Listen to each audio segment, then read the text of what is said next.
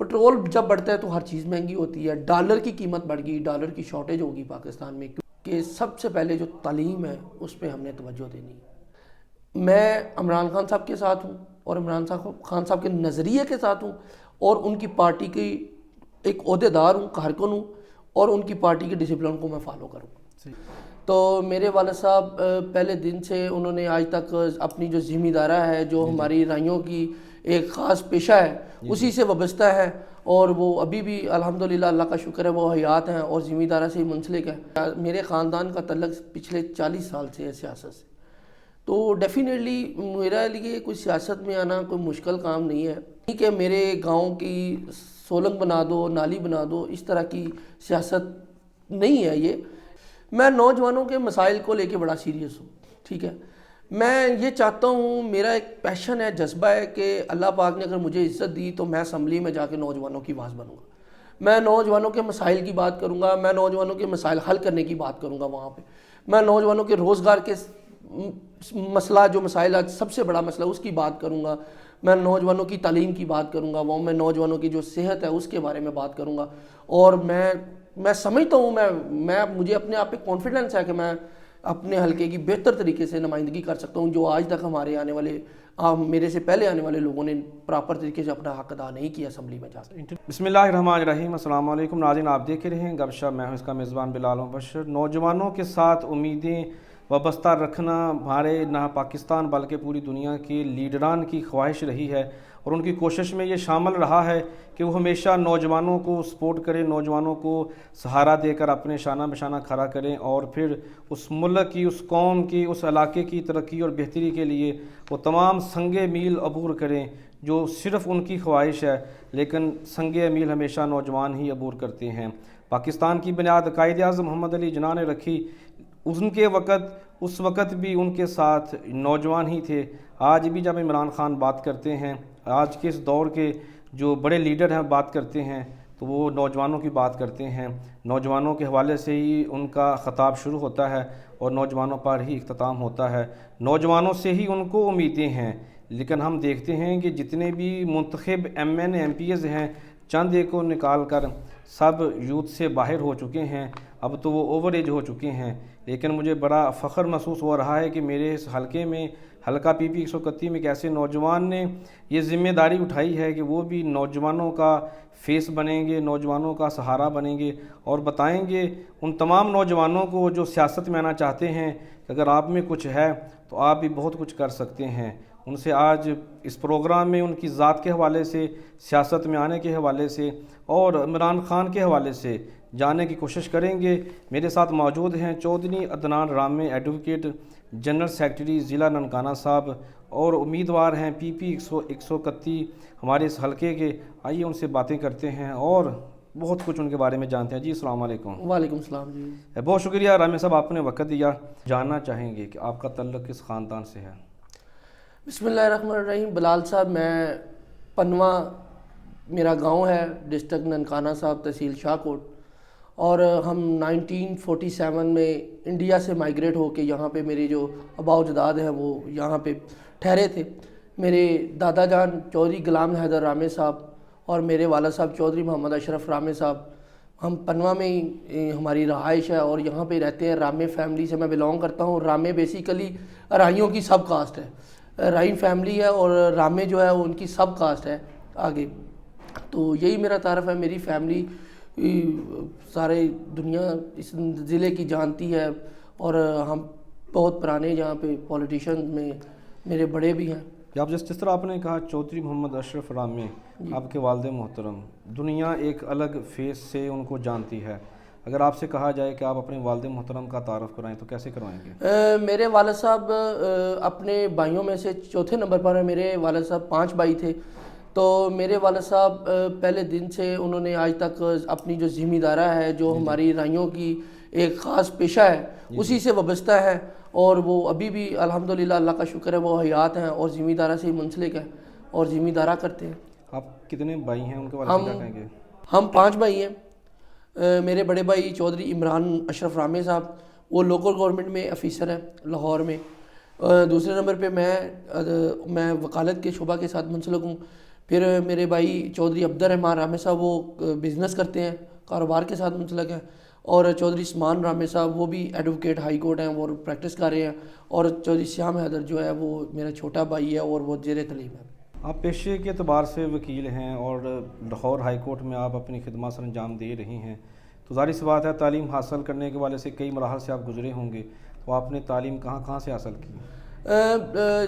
آپ کو پہلے بھی بتایا کہ ہماری فیملی کا تعلق پنواں سے ہی ہے، ہم ایک مڈل کلاس فیملی سے بلونگ کرتے ہیں، تو جو میری ابتدائی تعلیم ہے وہ میں نے اپنے آبائی گاؤں سے ہی حاصل کی، پنواں سے ہی، گورنمنٹ اسکول سے، اور اس کے بعد میں نے جو میٹرک ہے وہ میں نے ہمارا ایک ساتھ ہی گاؤں ہے، میرے جتنے بھی بڑے ہیں وہ بھی وہاں سے ہی پڑھے ہیں، اچھا اسکول تھا ہائی اسکول نتھو والا، وہاں سے میں نے حاصل کی۔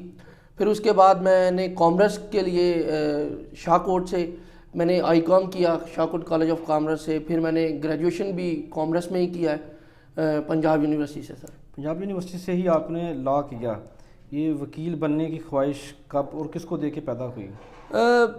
دیکھیں جی کہ جب میں نے گریجویشن پاس کی تو میں صرف 2 ڈگریاں حاصل کرنا چاہتا تھا، یا میں لا کرنا چاہتا تھا یا میں master in business administration MBA کرنا چاہتا تھا۔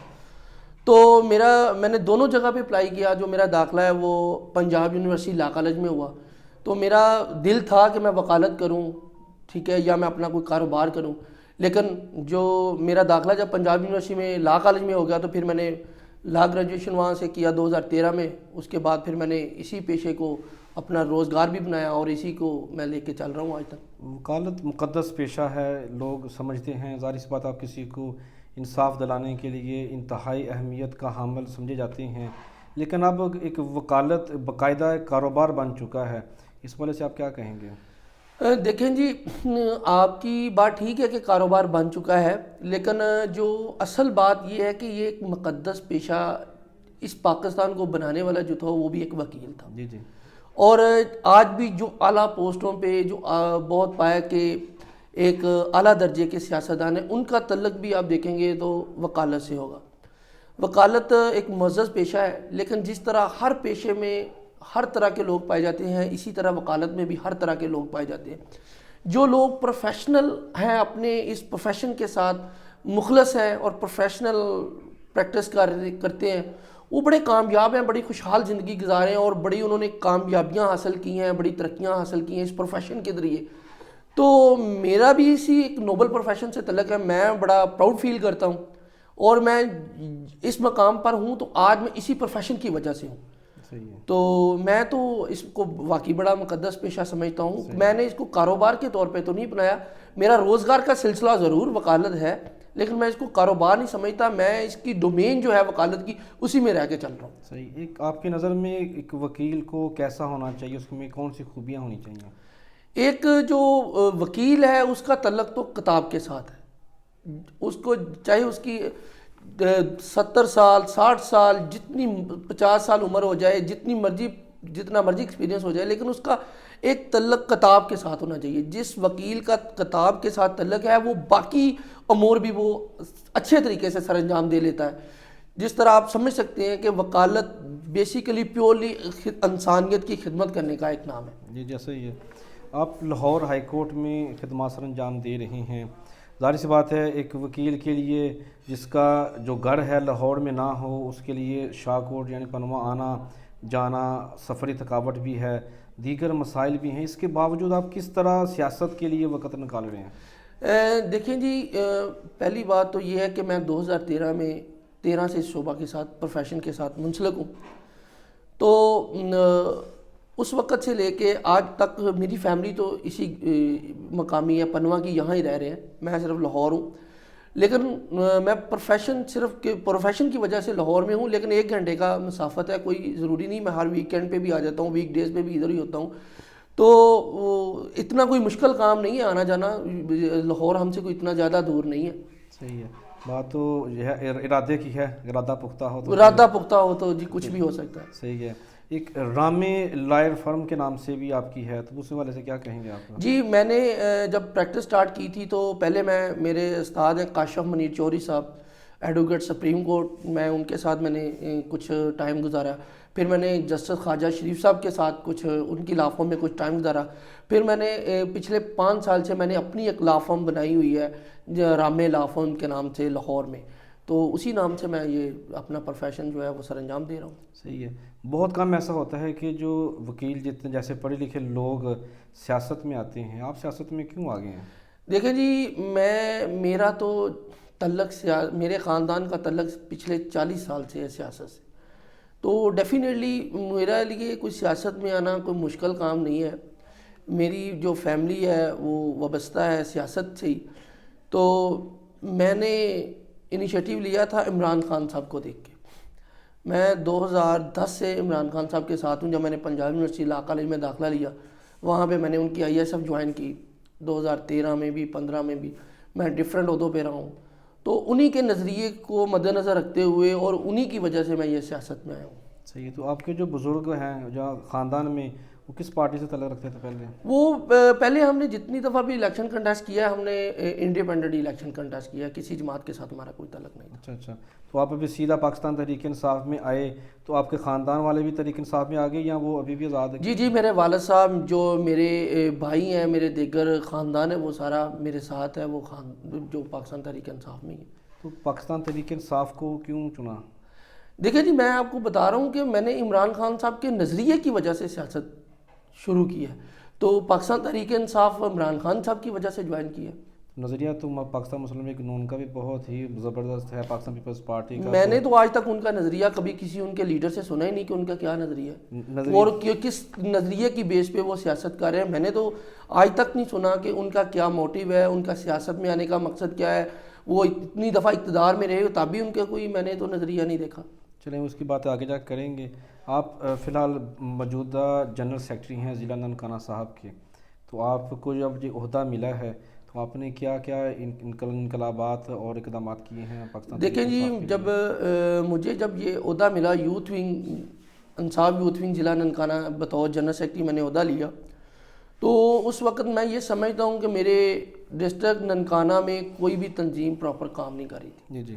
میں نے اور جو میرے صدر صاحب ہیں, ہم نے دونوں نے مل کے ایک تہیہ کیا کہ ہم نے پراپر تنظیم سازی کرنی ہے یوتھ ونگ کی. پھر ہم نے گھر گھر جا کے جو میرٹ پہ پڑھے لکھے لوگ تھے ان کو عمران خان صاحب کے نظریے سے آگاہ کیا. اس وقت تھوڑا حالات ٹائٹ بھی تھے پارٹی کے, مشکل وقت تھا پارٹی پہ, مہنگائی ہو رہی تھی, لیکن لوگوں کو سمجھ نہیں تھی کہ مہنگائی کیوں ہو رہی ہے. کووڈ کے بھی اثرات تھے, تو اس وجہ سے بھی کچھ لوگ بزن تھے, لیکن اس کے باوجود بھی بڑا جذبہ تھا نوجوانوں کا عمران خان صاحب کے نظریے کو لے کے. تو ہم نے میرٹ پہ تحصیل سانگلہ, تحصیل شاہکوٹ, تحصیل ننکانہ صاحب میں ہم نے تنظیم سازی کی, جس کو ہم نے یونین کونسل تک لے کے گئے.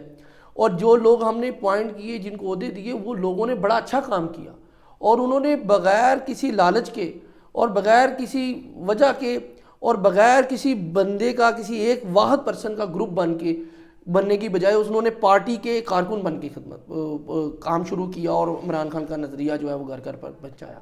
ماضی میں ہم نے یہ بھی دیکھا کہ آپ کی ٹیم کے چند لوگوں نے مکمل طور پر بائیکاٹ کیا کسی سیاسی شخصیت کا. بعد میں ہم نے دیکھا کہ پھر ان کے ساتھ ہی ان کا الحاق دوبارہ ہو گیا اور پھر ان کے گن گا رہے ہیں کہ انصاف یوتھ ونگ کا جھکاؤ کسی خاص شخصیت کے ساتھ ہے کہ آج بھی وہیں پر قائم ہے. دیکھیں جی کہ میں نے جس وقت یہ تنظیم سازی کی تھی اس وقت تو ان کا جھکاؤ کسی طرف نہیں تھا.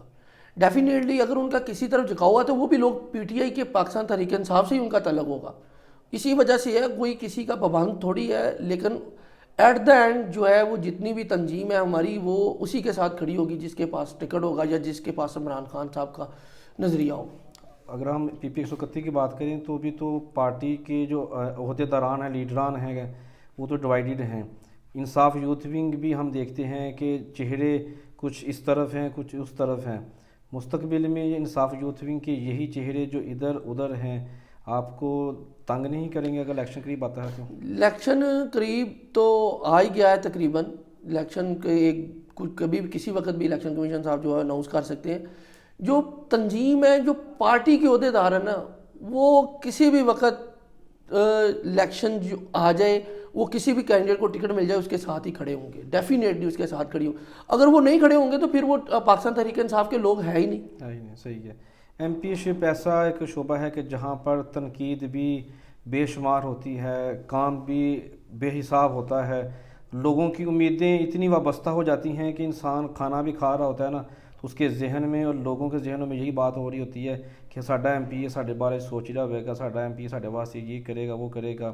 اخراجات بھی ہیں, وقت بھی چاہیے, لان تان بھی ہوتی ہے, تنقید بھی ہوتی ہے, تعریف بھی ہوتی ہے. جب کہ آپ کا تعلق ایک مقدس شعبے کے ساتھ ہے تو کیوں آپ پھر یہ سیاست میں آ کر ممبر پنجاب اسمبلی بننے کی خواہش لے کر دیکھیں آگے ہیں؟ جی, ممبر پنجاب, میں پیشے کے اعتبار سے وکیل ہوں, اور آپ کو میں بتاؤں کہ جو ممبر پروونشنل اسمبلی بنتے ہیں لوگ, ان کا کام بھی قانون سازی ہے, اور وہاں پہ اپنی اپنی رائے دینا ہوتا ہے. وہاں پہ جا کے کوئی یہ نہیں کہ میرے گاؤں کی سولنگ بنا دو, نالی بنا دو, اس طرح کی سیاست نہیں ہے یہ. لیکن یہ ہماری کچھ سیاسی پارٹیوں نے ان لوگوں کو, جو عوامی نمائندے ہیں جنہوں نے ایک اسمبلیوں میں جا کے لوگوں کی آواز اٹھانی ہے, لوگوں کے مسائل کو ڈسکس کرنا ہے, لوگوں کے مسائل حل کرنے کی بات کرنی ہے, ان کو کسی اور طرف لگا دیا.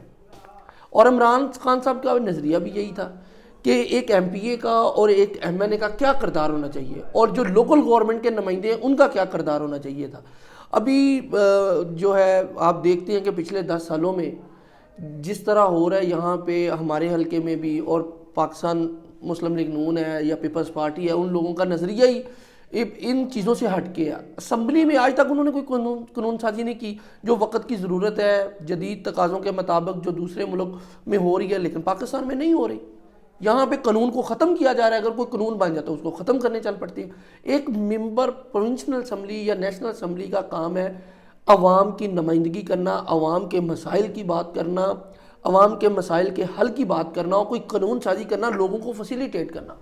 لیکن وہ نہیں ہے. لیکن میں صرف اس وجہ سے سیاست میں آیا ہوں, اس وجہ سے میں یہ الیکشن کنٹیسٹ کرنا چاہتا ہوں کہ میں ایک نوجوانوں کے, ہمارے ملک میں 60% جو آبادی ہے وہ نوجوانوں پر مشتمل ہے. میں نوجوانوں کے مسائل کو لے کے بڑا سیریس ہوں. ٹھیک ہے, میں یہ چاہتا ہوں, میرا ایک پیشن ہے, جذبہ ہے کہ اللہ پاک نے اگر مجھے عزت دی تو میں اسمبلی میں جا کے نوجوانوں کی آواز بنوں گا.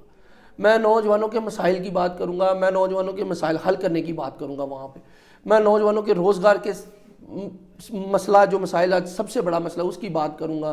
میں نوجوانوں کی تعلیم کی بات کروں گا, وہ میں نوجوانوں کی جو صحت ہے اس کے بارے میں بات کروں گا. اور میں سمجھتا ہوں, مجھے اپنے آپ پہ کانفیڈنس ہے کہ میں اپنے حلقے کی بہتر طریقے سے نمائندگی کر سکتا ہوں, جو آج تک ہمارے آنے والے, میرے سے پہلے آنے والے لوگوں نے پراپر طریقے سے اپنا حق ادا نہیں کیا اسمبلی میں جا کر. انٹرویو سے قبل آپ کے ہی جو ضلعی صدر ہیں چودھری وسیع ظفر گجر, ان کے ساتھ میری آف دی ریکارڈ کچھ گفتگو ہوئی تو میں نے ان سے ایک سوال پوچھا کہ یوتھ میں چونکہ آپ ابھی بڑے چہرے ہیں, بڑا نام آپ کا ہے, پھر عدنان رامے صاحب کا نام آتا ہے, تو یوتھ کے لیے آپ نے عدنان رامے کا ہی انتخاب کیوں کیا؟ ان کا تو جواب تھا کہ عدنان رامے کیوں نہیں. آپ کیسے کہیں گے کہ آپ نوجوانوں کی جو ہے امید ہیں, یا یوتھ ونگ کو آپ کیسے لیڈ کریں گے اگر آپ کو ٹکٹ ملتی ہے تو؟ دیکھیں جی, میں یہ بتاتا ہوں کہ میں ایک نوجوان ہوں, اور میں ایک مڈل کلاس فیملی سے تعلق رکھتا ہوں, اور میرے حلقے جو نوجوان ہیں وہ بھی 80% لوگ جو ہیں وہ مڈل کلاس فیملی سے تعلق رکھتے ہیں. میرا اور نوجوانوں کا آپس میں کوئی کمیونیکیشن گیپ نہیں ہے, ان میں کوئی کلاس کا فرق بھی نہیں ہے میرا. اس وجہ سے جو نوجوان ہیں وہ میرے ساتھ کسی بھی قسم کا کوئی مسئلہ شیئر کرنے میں یا میرے ساتھ بات کرنے میں کوئی دقت محسوس نہیں کرتے.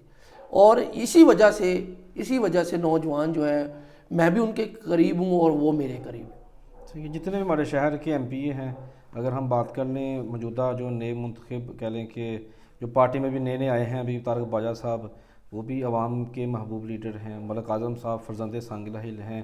چاچا جی تو پورے علاقے کے چاچا جی طارق سید گمن صاحب ہیں. پھر حاجی اشرف نذیر صاحب ہیں, اگر ان کی بات کر لیں وہ تو سندھو ہیں. سجاد ادر رنداوا ہیں. اتنے بڑے بڑے نام جو کئی سالوں سے الیکشن لڑ رہے ہیں. میاں ظفر اللہ صاحب ہیں جو پچھلی صدی سے خان صاحب کے ساتھی ہیں. ان کی موجودگی میں کیسے آپ خود کو لوگوں میں نمایاں کریں گے؟ دیکھیں جی کہ الیکشن لڑنا تو سب سے پہلے ہر ایک کا جمہوری حق ہے جی, اور ٹکٹ بھی خان صاحب نے دینی ہے میرٹ پہ.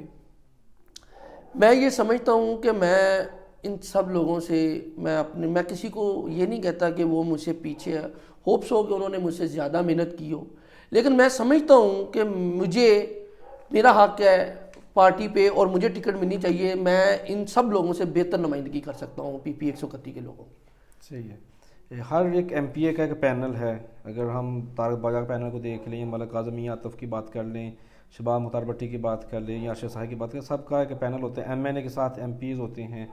تو ہم جب سے آپ کو دیکھ رہے ہیں، آپ کو کسی بھی ایم این اے کے ساتھ خاص نہیں دیکھ رہے کہ یہاں فلاں ایم این اے یا فلاں ایم پی کے ساتھ آپ کام کریں گے. اس کی وجہ کیا ہے؟ دیکھیں جی کہ پہلی بات یہ ہے کہ پہلے نمبر سے تو کوئی پینل آفیشیل بنا نہیں ہے. ٹھیک ہے. جی جی. نہ پارٹی کی طرف سے کوئی پینل بنا کے ٹکٹ دیا جاتا ہے.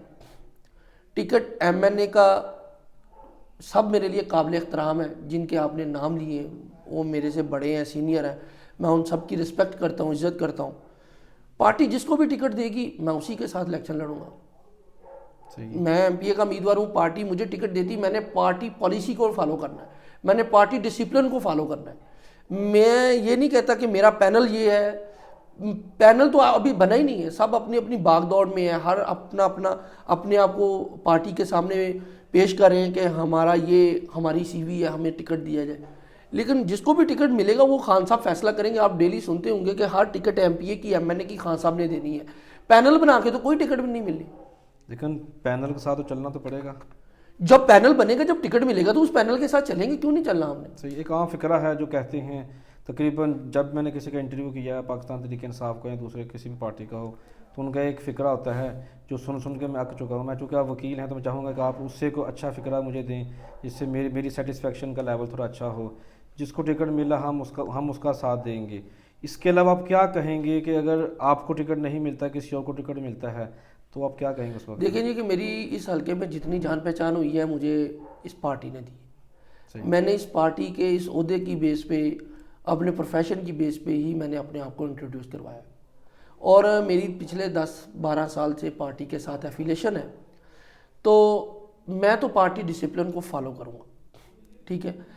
میں آپ کہتے ہیں کہ آپ کو ایک روایتی فکر ہے. میں تو اس کوئی نہیں سمجھتا. کئی لوگوں نے کہا ہے کہ ہمیں ٹکٹ نہ ملی تو ہم نے ووٹ نہیں دینے پی ٹی آئی کو. لیکن میں عمران خان صاحب کے ساتھ ہوں اور عمران خان صاحب کے نظریے کے ساتھ ہوں اور ان کی پارٹی کی ایک عہدے دار ہوں، کارکن ہوں اور ان کی پارٹی کے ڈسپلن کو میں فالو کروں. صحیح ہے. چند کے نام میں لینا چاہوں گا تاکہ اگر تھوڑا سا پتہ چلے کہ اگر ان کو ٹکٹ ملتی ہے تو اب میں آپ کو کہہ رہا ہوں، آپ کے نام لینے سے بغیر کہہ رہا ہوں کہ میں پارٹی ڈسپلن کو فالو کروں گا. پارٹی کسی کو بھی ٹکٹ دے سکتی ہے، A B C D F G H, کسی کو بھی دے سکتی ہے. جس کو بھی ٹکٹ دیں گے میں پارٹی ڈسپلن کو فالو کرتے ہوئے میں ان کو آن کروں گا، میں ان کے ساتھ چلوں گا. آپ اپنے ساتھ ہمیشہ لکھتے رہیں گے کہ امیدوار پی پی 131؟ نہیں، جس دن ایک الیکشن شیڈیول آ جائے گا، اناؤنس ہو جائے گا، خان صاحب ٹکٹوں کا فیصلہ کر دیں گے، پھر اس حساب سے چلیں گے نا. ابھی تو میں امیدوار ہوں. صحیح ہے. تو اگر ہم دیکھیں گے جس طرح کہ طارق باجوہ صاحب نے بھی سننے میں آیا کہ اعلان کیا ہے کہ وہ بھی پی پی 131 کے امیدوار ہیں، وہ جو کہ 2 بار پہلے کے ماضی کے ایم پی اے رہ چکے ہیں.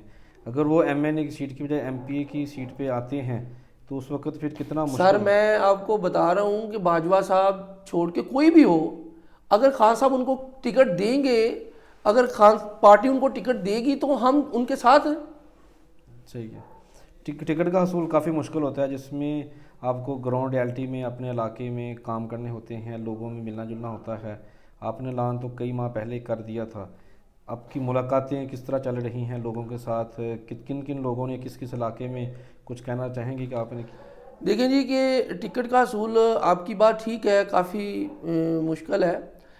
ہمارے حلقے سے کوئی 5-6 امیدوار ہیں ایم پی ایس کے.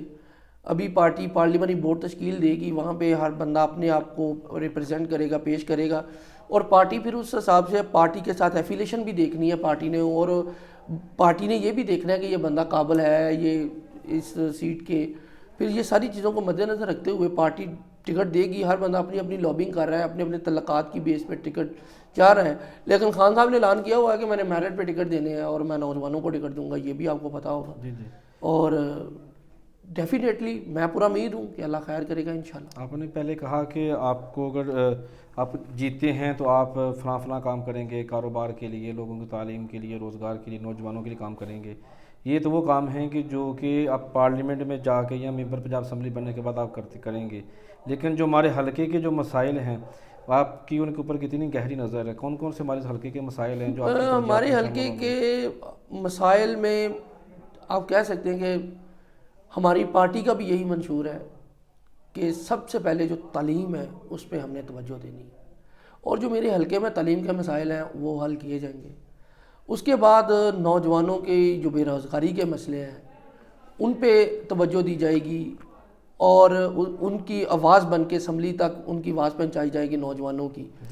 اور ایک ایم پی اے کی جو سیٹ ہے، ایک ایم پی اے اپنے آپ کو ایک عہدے کی بیس پہ اپنے نوجوانوں کے لیے آواز بلند کر سکتا ہے، ان کو فیسیلیٹیٹ کرنے کی بات کر سکتا ہے۔ تو میں انشاءاللہ میں ضرور کروں گا، میں ان کی آواز ضرور بنوں گا، میں کھیلوں کو فروغ دوں گا، میں ان کی تعلیم پہ زور دوں گا، میں صحت پہ توجہ دوں گا، جو کہ ہمارے خستہ حال ہاسپٹل ہے ہمارے حلقے میں انشاءاللہ تعالیٰ بحال ہوں گے، وہاں پہ پراپر کام ہوگا انشاءاللہ۔ تھوڑا سا ہم ڈیٹیل میں جانا چاہوں گا، آپ نے کہا کہ میں تعلیم کے اوپر توجہ دوں گا، کس طرح آپ تعلیم کے اوپر توجہ دیں گے؟ جی، جو ہمارے انسٹیٹیوشنز ہیں وہ ان کو بہتر کیا جائے گا۔ جو گورنمنٹ سیکٹر ہے، کس طرح؟ جو گورنمنٹ سیکٹر ہے وہاں پہ جو پڑھائی کا لیول ان کو چیک کیا جائے گا۔ جو ہماری ہائر اتھارٹی ہے محکمہ ایجوکیشن ہے، اس کے لیے تو ایجوکیشن، جو محکمہ ایجوکیشن ایک پراپر ایک محکمہ بنا ہوا ہے، وہاں پہ چیک اینڈ بیلنس بھی ہے، لیکن فقدان یہ ہے کہ لوگ چیک نہیں کرتے، لوگ پوچھتے نہیں ہیں کسی کو۔ ایک جو نمائندہ عوامی ہوتا ہے وہ کسی بھی اسکول میں جا کے پوچھ سکتا ہے، اور میں لوگوں ایک مہم چلائی جائے گی کہ گورنمنٹ سیکٹر بہتر ہے یا پرائیویٹ سیکٹر بہتر ہے۔ ہم نے گورنمنٹ سیکٹر کی طرف توجہ دیں گے، ان کو ڈیولپ کریں گے، ایجوکیشن جو انسٹیٹیوشنز ہیں ان کو ڈیولپ کریں گے، لوگوں کو ایک مہم کے ذریعے لوگوں کو اسکولوں تک پہنچایا جائے۔ جو بے روزگار بچے ہیں ڈفرینٹ جگہ کام کر رہے ہیں ان کو اسکولوں تک پہنچایا جائے گا۔ آپ نے کہا کہ بے روزگاروں کی مدد کریں گے، کس طرح مدد کریں گے آپ؟ دیکھیں کہ ہمارا ایک آپ کو پہلے بھی پتا ہے کہ ہمارا ایریا انڈسٹریل ایریا ہے، فیصل آباد لاہور کے ایک ہب میں بیٹھے ہوئے ہیں ہم، سنگلا ہل شاہ کوٹ جو ہے، تو یہاں پہ ایک سمال انڈسٹری جو جیسا کہ بریگیڈیئر جاج شاہ صاحب نے بھی ایک اپنی خواہشوں سے ننکانہ صاحب میں 1100 ایکڑ میں ایک سمال انڈسٹری کا منصوبہ لے کے آئے ہیں۔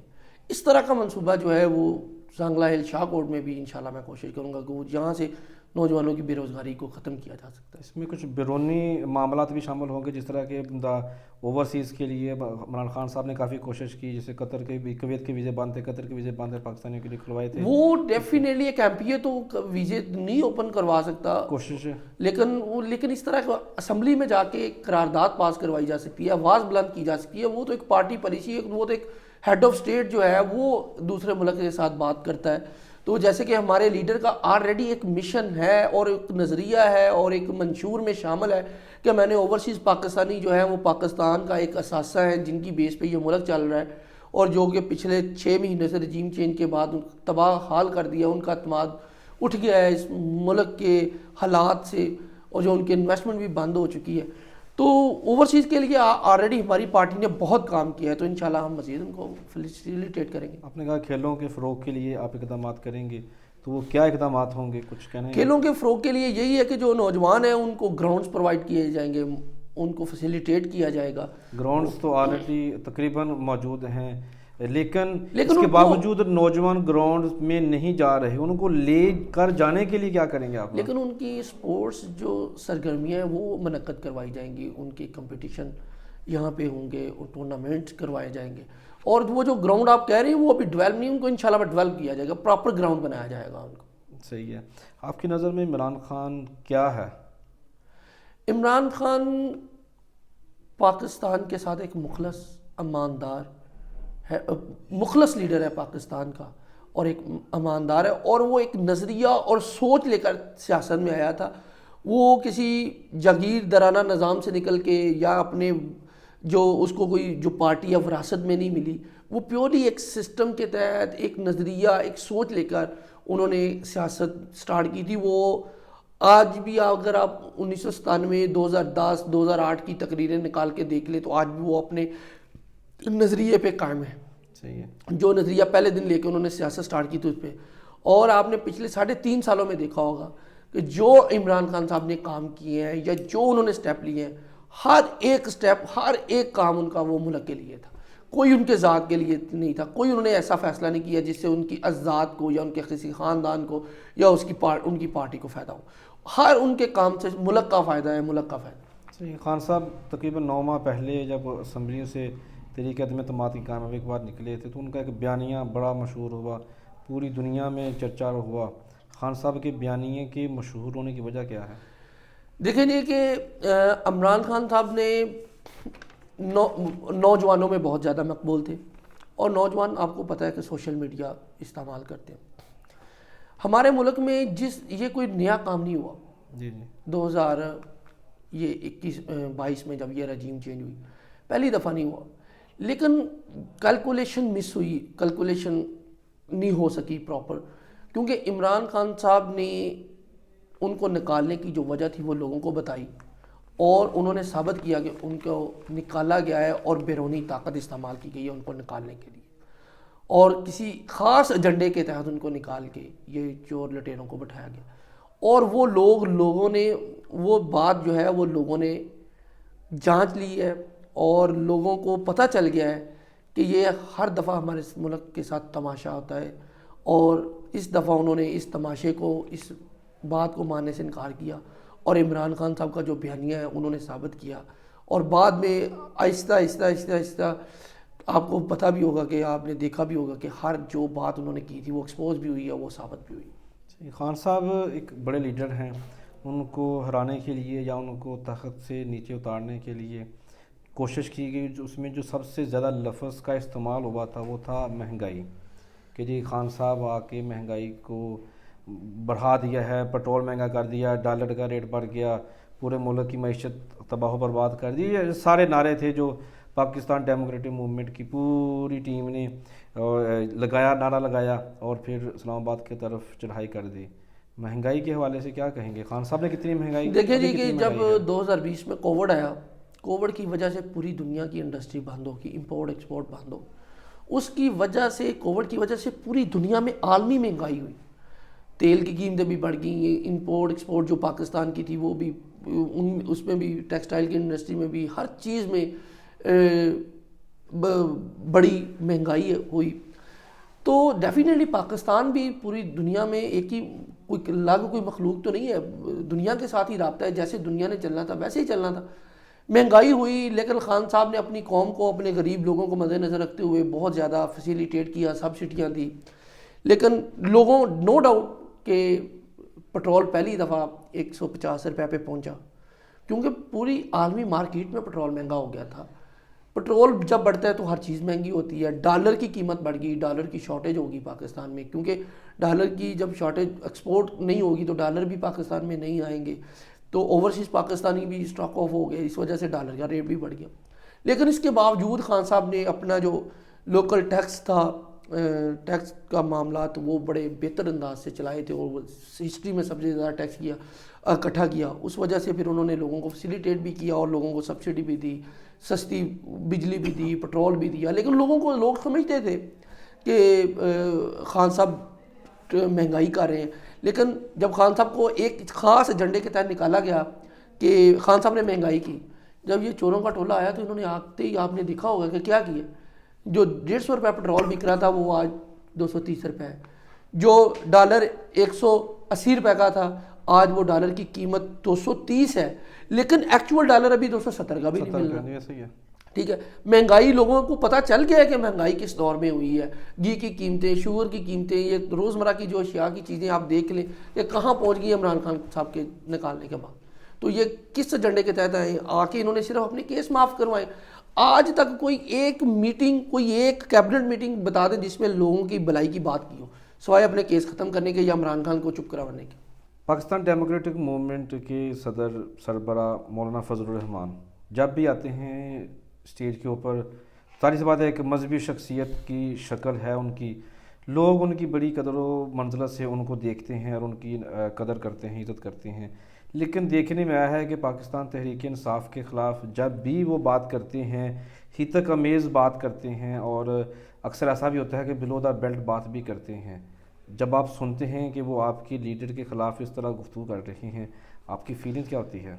سب سے پہلے بات جو آپ نے کی ہے کہ وہ ایک علماء ہے، اس طرح کا تو اس کے ساتھ علماء کا تو مولانا فضل الرحمان کے ساتھ کوئی تعلق نہیں، نہ وہ مذہبی ہیں. ٹھیک ہے. سیکنڈلی وہ ڈیفینیٹلی وہ عمران خان صاحب کے خلاف بات کریں گے، کیونکہ عمران خان صاحب نے ان کی سیاست کو تباہ و برباد کیا کے پی کے میں.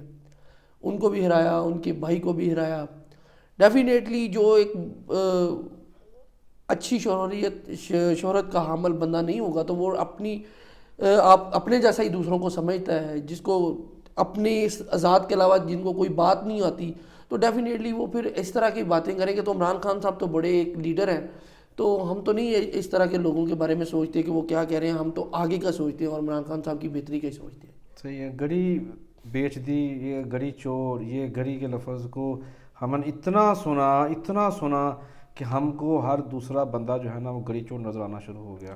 یہ پروپوگنڈا کیوں، کس لیے کیا گیا، اور یہ اس میں حقیقت کتنی ہے؟ پہلی بات یہ ہے کہ عمران خان صاحب کو جب سے رجیم چینج کے بعد نکالا گیا ہے تو انہوں نے اس پی ڈی ایم کے پورے ٹولے نے کوشش کی کہ عمران خان صاحب کے خلاف کوئی کیس بنا لیں. عمران خان صاحب کے خلاف انہوں نے دہشت گردی کے کیس بنائے، عمران خان صاحب کے خلاف انہوں نے نعوذ باللہ انہوں نے مسجد نبوی کی توہین کا کیس بھی بنا دیا گیا اپنی سیاست چمکانے کے لیے، جو کہ ساری دنیا کو پتا کہ اس کے لیے حقیقت کیا ہے. دوسرے نمبر پہ جو انہوں نے ہر حربہ استعمال جب کیا، عمران خان صاحب کا بیانیہ جب ڈاؤن نہیں ہوا یا عمران خان صاحب کو یہ چپ نہیں کروا سکے یا ان کی جو پاپولیرٹی کو کم نہیں کر سکے، تو پھر ایک انہوں نے آخری حربہ استعمال کرنا شروع کیا گھڑی کا.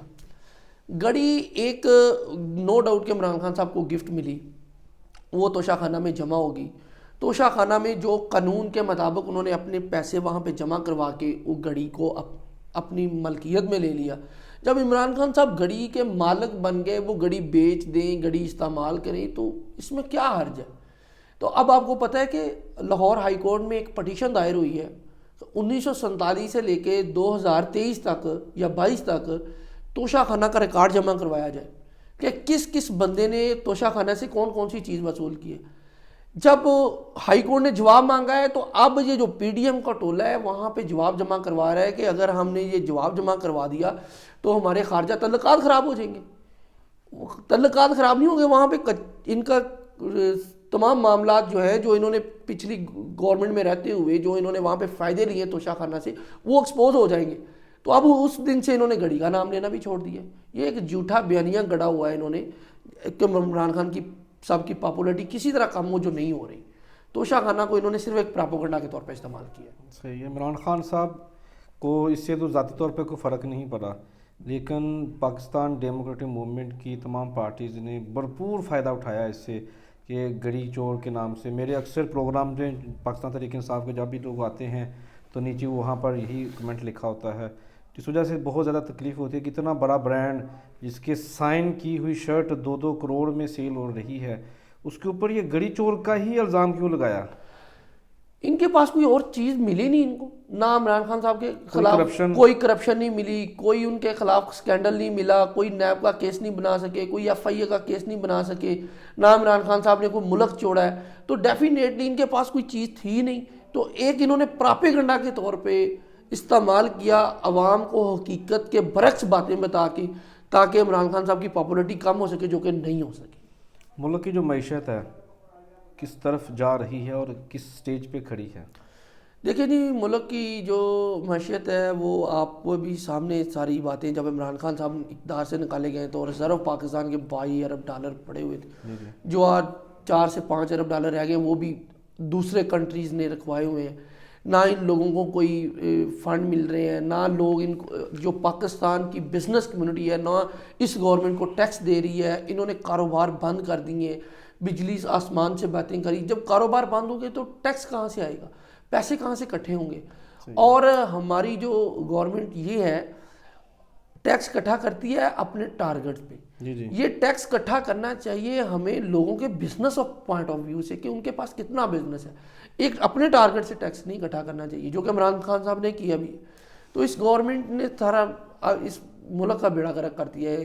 سارے منصوبے بند ہو گئے، ٹیکسٹائل انڈسٹری بند ہو گئی، ہر چیز بند ہو گئی، جو کہ کرونا میں بھی بند نہیں ہوئی. تو کوئی ان کے پاس یہ تجربہ کار تھے، انہوں نے تجربے کر کر کے ہر چیز ملک کی داؤں پہ لگائی ہوئی ہے.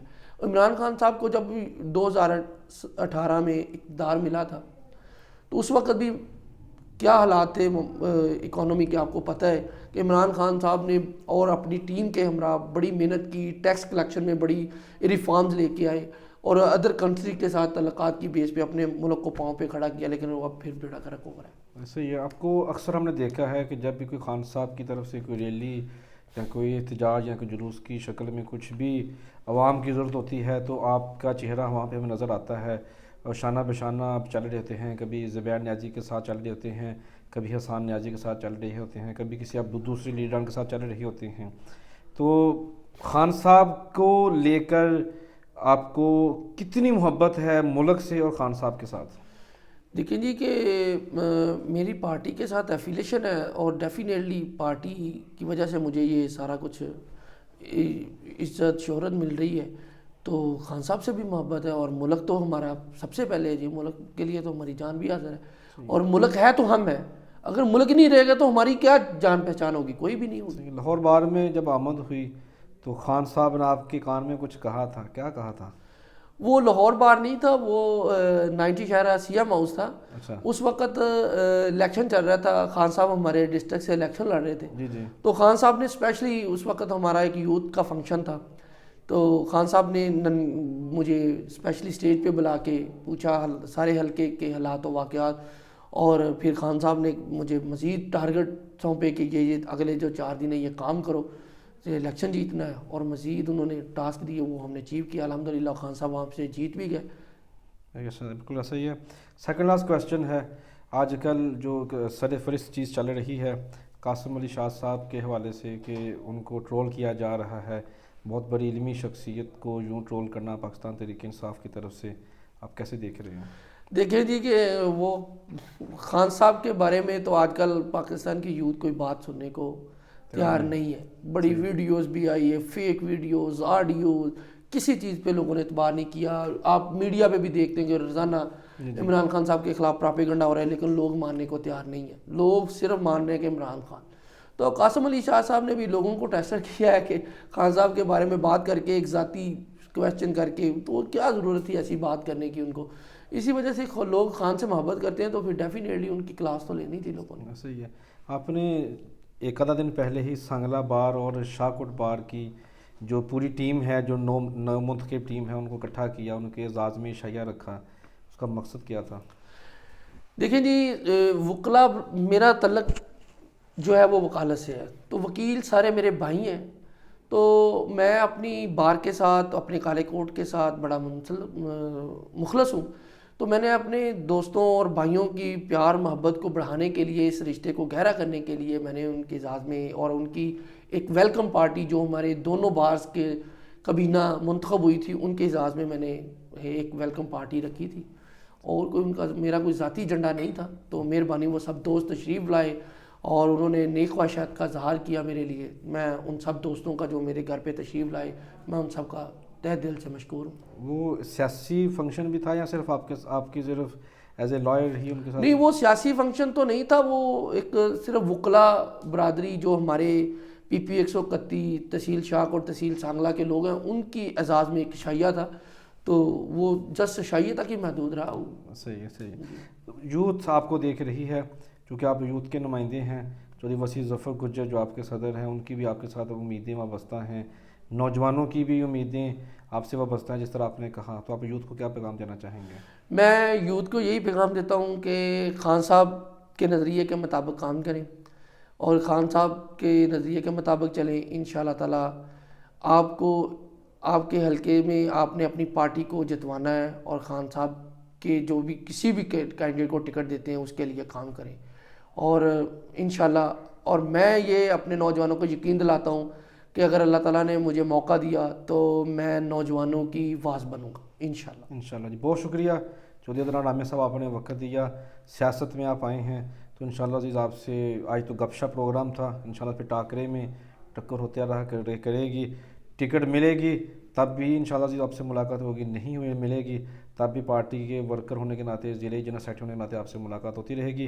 ناظرین، اسی پیغام کے ساتھ آپ سے اجازت چاہیں گے کہ نوجوان نسل، نوجوان چہرے، نوجوان لوگ ہی پاکستان کی امید ہیں، اور پاکستان کی امید انہی نوجوانوں سے ہے۔